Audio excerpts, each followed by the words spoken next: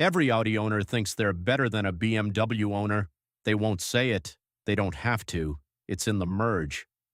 14-year-old A1 with one working window or an RS6 that'll outrun a supercar to 60. Doesn't matter. Four rings on the bonnet, same quiet confidence every single time. This is your life as every Audi owner. 2,200 pounds, 61,000 miles. One careful lady owner, the most lied about sentence in used car history. It's an A1, the cheapest car Audi makes. Your mate's dad drives an A6 and already made a joke about it. You're still thinking about that joke. But it's got the rings on the front, and the rings change everything. They always have. You're not buying a hatchback, you're buying entry. That's the story you're telling yourself, and you're sticking to it. You've already prepared the speech. Nobody's asked. Doesn't matter. It's a great first step into German engineering. The resale on these is mad.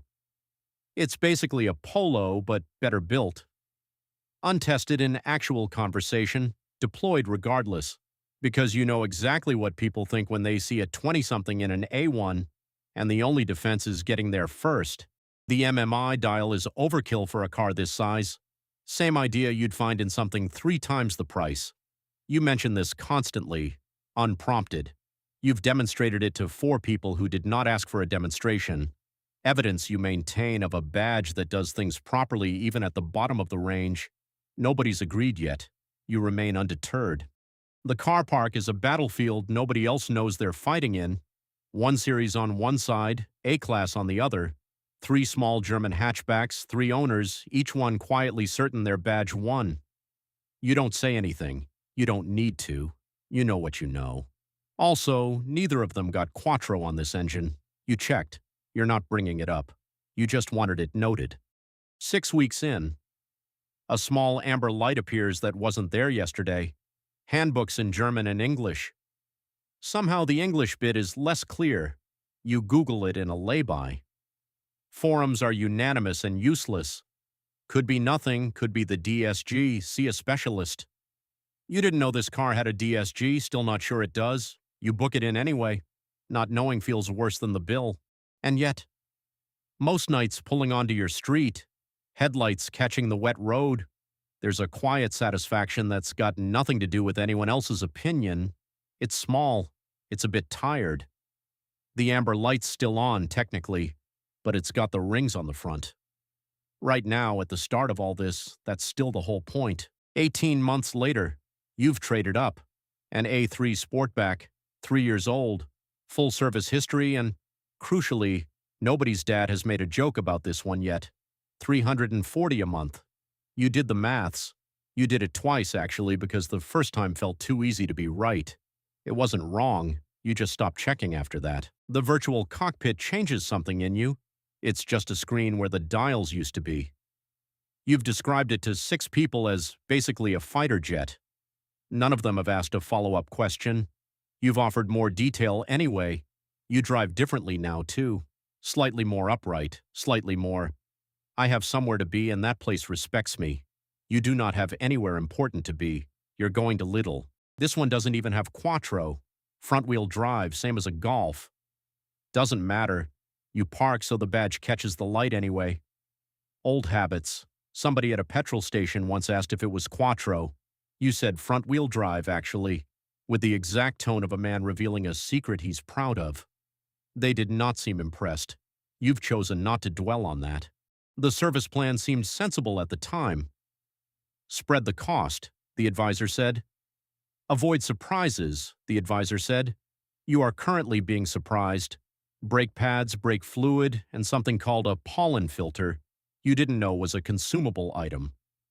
420 pounds. You signed the tablet like a man approving his own ransom. Worth it for the peace of mind, you say, to nobody, in your head, on the drive home. A Vauxhall Corsa undertakes you on the motorway. You're not sure that's even legal. You're fairly sure it isn't polite. You don't react. You are a mature adult with a finance agreement. You also, 2 minutes later, find yourself doing 78 in a 70, purely coincidental, purely about making good progress. The Corsa is nowhere to be seen.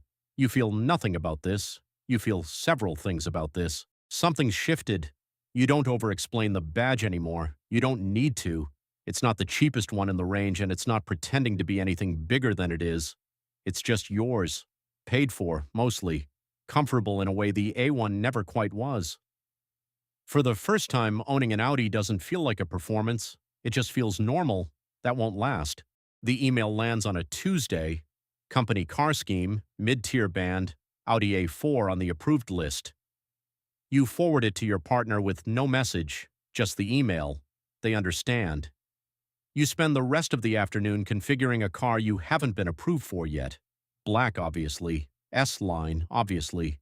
You add the sports seats and immediately remove them twice, performing financial restraint for an audience of one. You keep the sports seats. It's not a flashy car. That's the point. It's not supposed to be a flashy car. It's the car that says you've got somewhere to be, you're good at your job, and you didn't have to try very hard to make either of those things look true. Your colleague with the Ford Focus says nothing. You notice them noticing.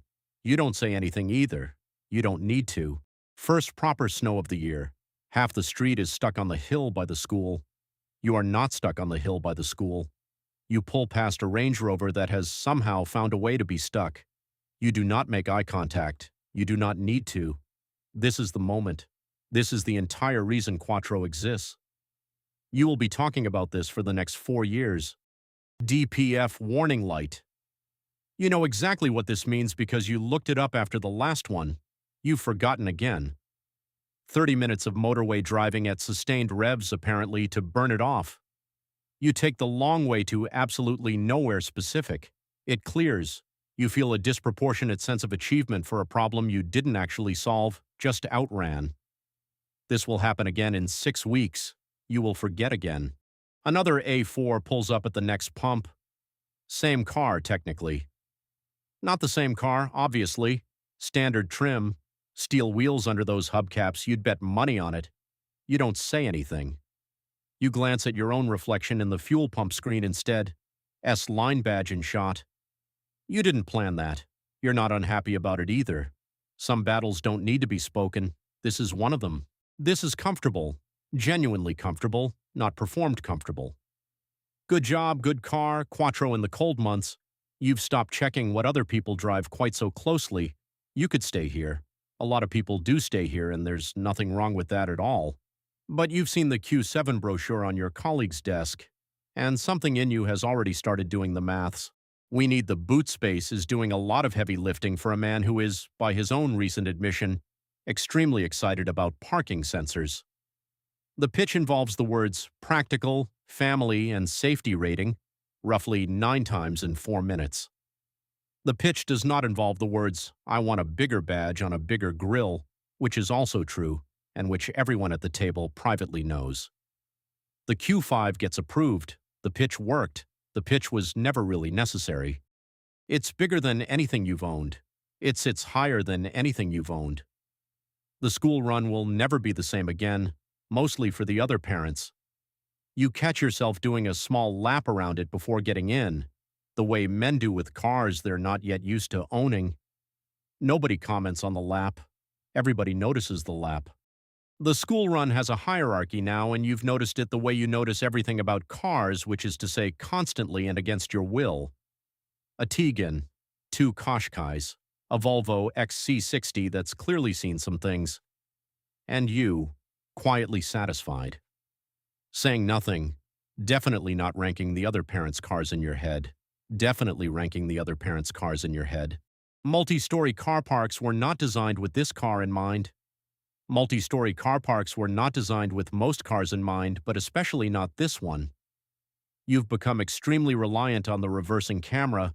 You've also become extremely reliant on a specific prayer muttered under your breath on the way in.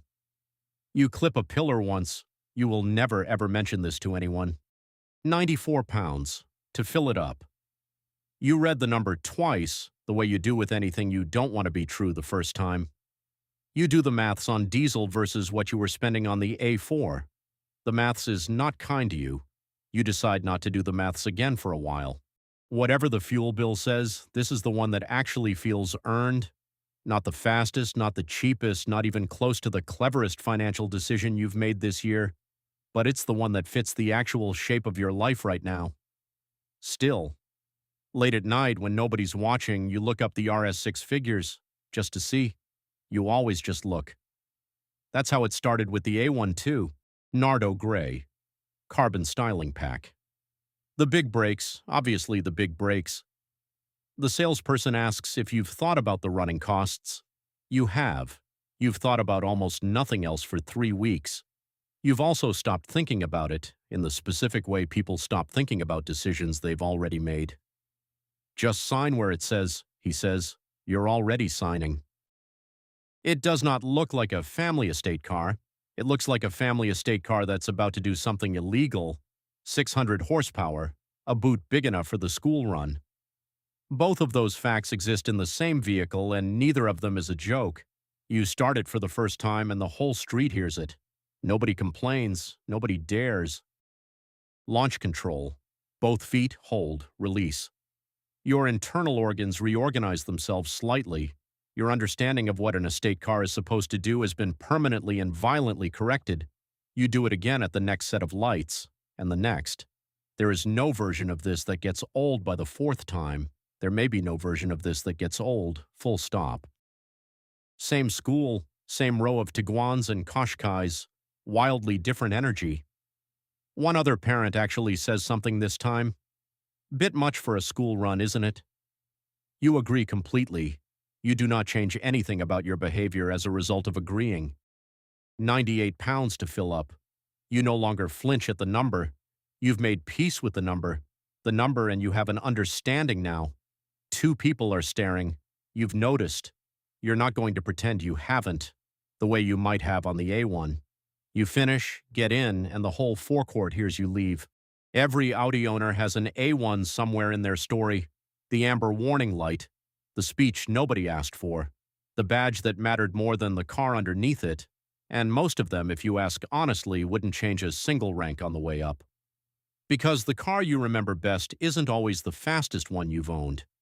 Sometimes it's the one that cost 2,200 pounds and taught you everything that came after. Which rank are you? Drop it below.